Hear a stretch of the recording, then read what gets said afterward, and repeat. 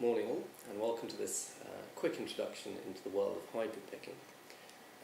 The hybrid picking essentially is a fusion of traditional finger picking technique with standard flat pick playing. And what we're going to be doing is we're going to be holding the pick between our thumb and index finger, and that gives us our middle, ring and little fingers to play the strings in addition to the pick. Traditionally used in, most people would immediately think of country and western playing, but it's used an awful lot in blues and in jazz, and a lot of rock players now are using it. People like Vinnie Moore, Brett Garsett, Sean Lane used it a fair bit as well. And so there's a lot of mileage in it. And so although we're not going to get into loads of licks and phrases which you can use with the technique, in this session we're just going to break down the individual components of hybrid picking, just so you get an idea of what's needed.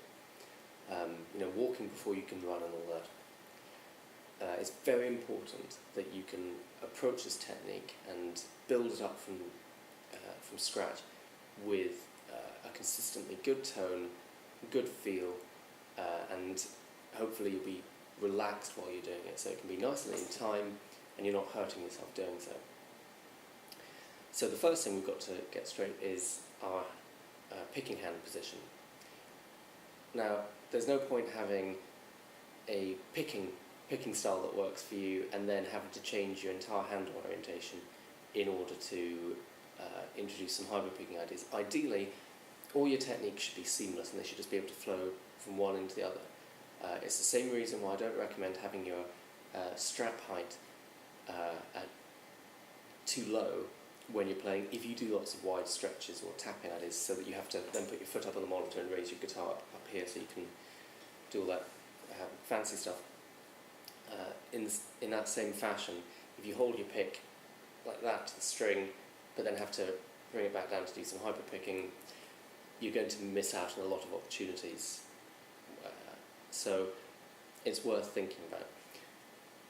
This will also mean that if you anchor your hand to the pick guard with your little finger, or any variation thereof, you may have to rethink your picking hand position, and probably sooner rather than later. But here's how I do it.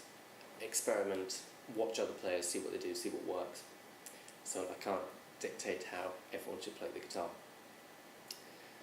What I do is I treat the hand as if I'm not even holding a pick.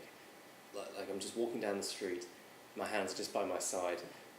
My hand is not going to be like that when I'm walking down the street, or it's not going to be like that.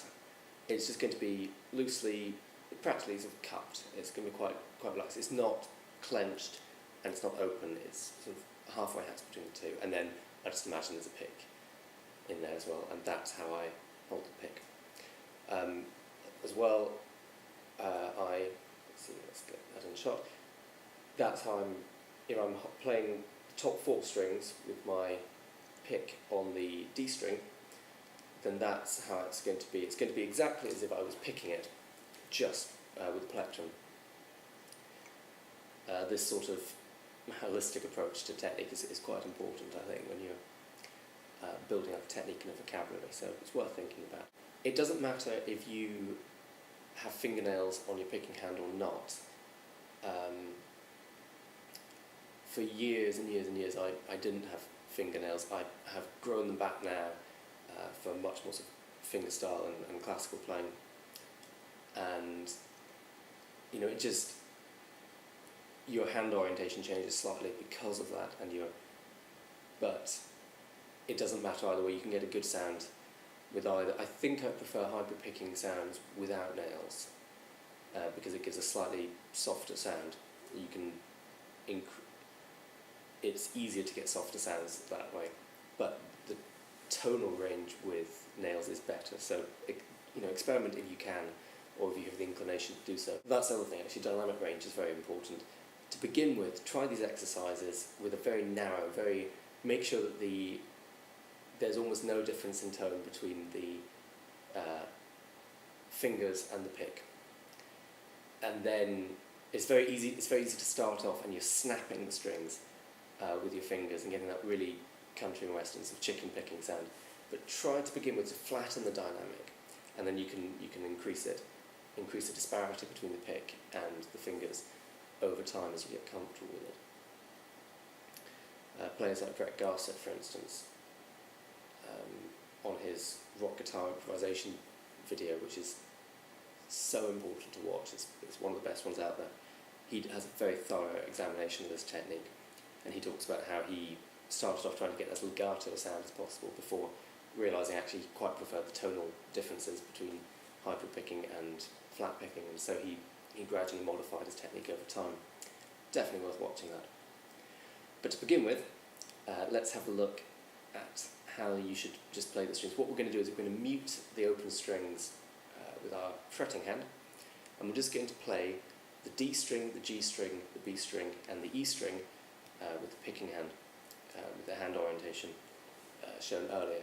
So that's pick on the D, middle on the G, ring on the B, and little finger on the E string. And we're just going to slowly alternate between those strings, first from the pick and middle and so on, and we'll just work our way up. Make sure it's more like a classical free stroke, that you don't want to be getting your finger underneath the string and pulling up. That's a very common mistake in both beginner classical playing and in hybrid or fingerstyle playing, is that trying to dig into the string and pull it. What you should be doing is moving your finger across the string with a very smooth motion. It shouldn't sound jagged. Now there's plenty of scope, of course, to make it sound as jagged as you want, but that will come later with control. So here's how it looks with the muted strings, and then after that we're going to apply it to an A major chord, so you can hear how it actually sounds with proper notes.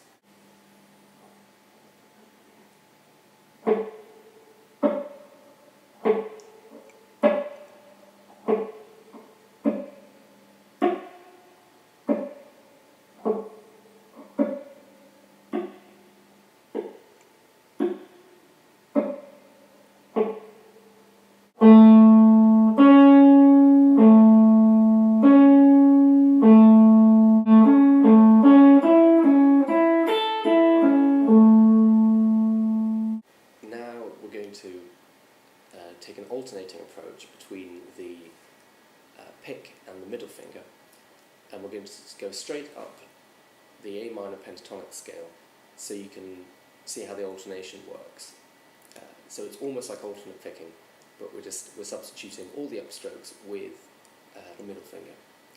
And again, we're looking for a nice even dynamic range, and it's got to be in time and it's got to feel relaxed. So here's how it looks, and then we're going to swap the picking around, so we're starting off with the middle finger and then picking a downstroke, and it looks like this.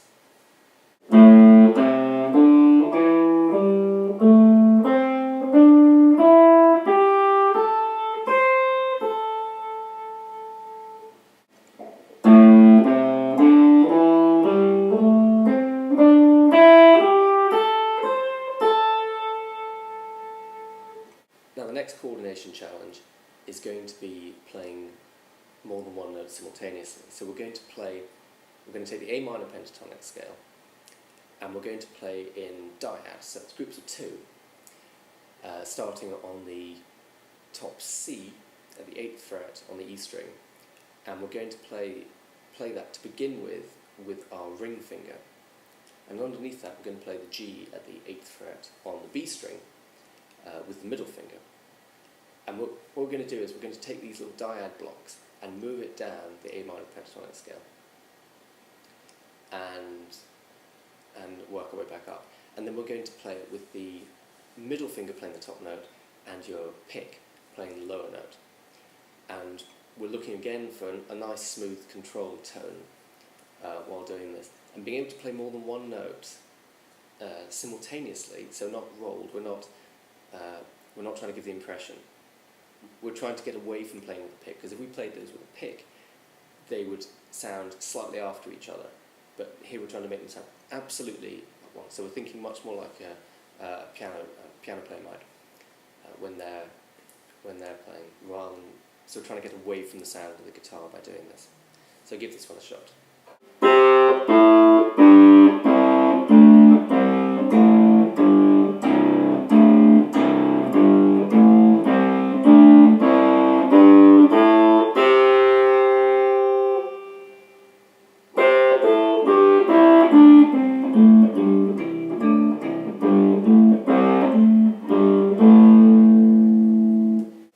Now we're going to introduce legato into this, and this is a huge staple of players like Gregson and the aforementioned Gregson, and also newer players like the fantastic Tom Quayle, who I've linked to in the description.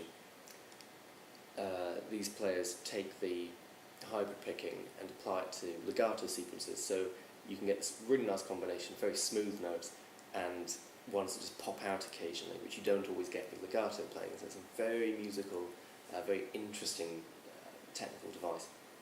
So what we're going to do is we're taking an ostinato pattern on the D string in the A minor pentatonic, and we're going to alternate. So we're taking that as our pedal, and we're going to then play notes above it with our middle finger. Again, all in the A minor box 1 position. We're just going to work our way up, and then we're going to move that up into the second position, and you'll get an idea when you see it what I'm doing. Making sure that we're muting the lower strings with the with the fleshy part of our palm, just keeping those notes under control.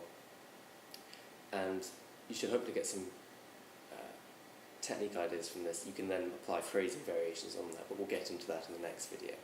So here's how it looks.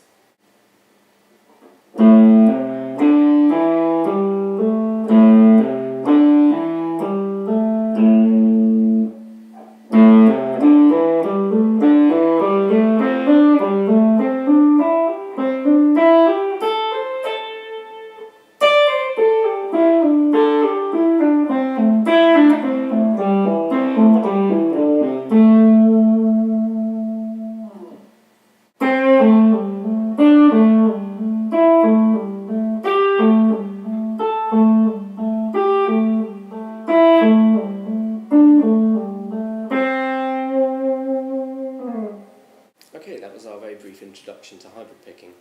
Next time we'll look at phrasing concepts and variations on these ideas. So we'll essentially get around to making music with them next time. But practice these for now, and you'll be in a much better position to tackle the much more advanced ideas we'll be looking at next time. So I hope you enjoyed it. If I skipped over anything important or anything I've failed to explain, leave me a comment. I'll try to get back to you as soon as I can. And thanks again for watching.